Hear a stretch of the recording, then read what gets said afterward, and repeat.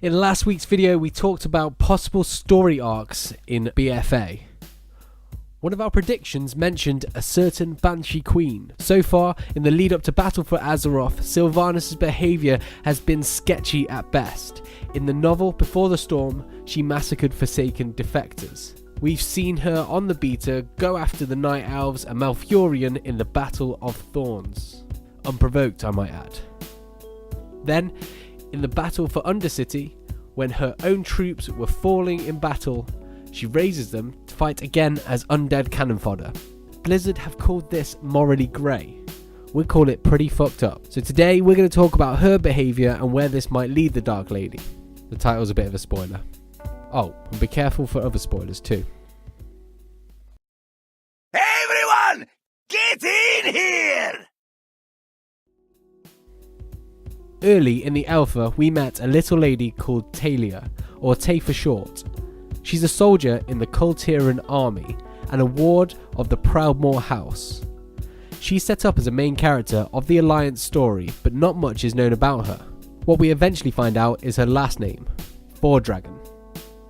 Now I know what you're thinking, Fordragon. Liam, haven't I heard that name before? Why yes, brave listener, you have, because little Tay's father is none other than Bolvar Fordragon, the brave paladin who supposedly met his end at the Battle of the Wrathgate, who then turned up in Icecrown Citadel, chained to the throne at the top of the Icecrown itself as Arthur's little plaything, who then stepped up to the plate to take up the mantle of the Lich King once we helped relieve him of this position.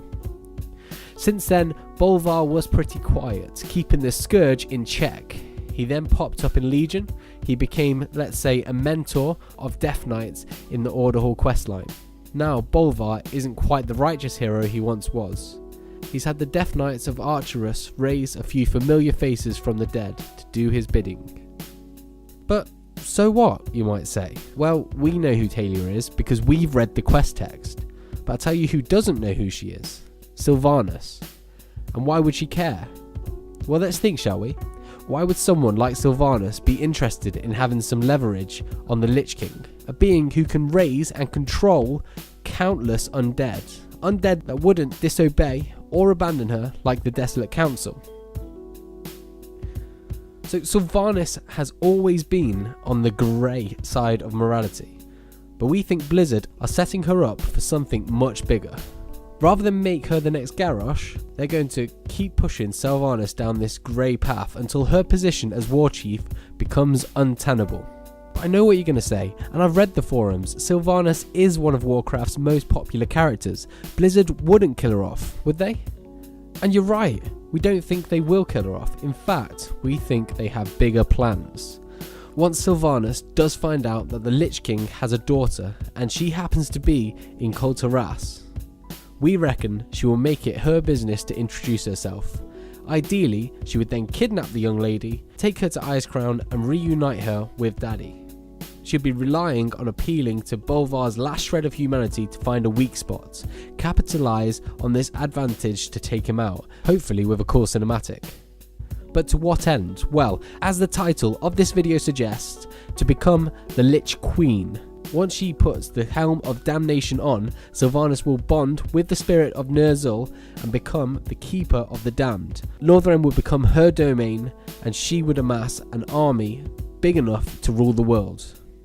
Now, we don't think Blizzard would leave her up north to freeze like they did with Bolvar, or have her take on the armies of Azeroth like Arthas. No.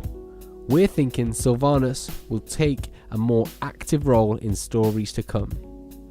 That could make her a raid boss one day, but she would be far more interesting as the ruler of the dead.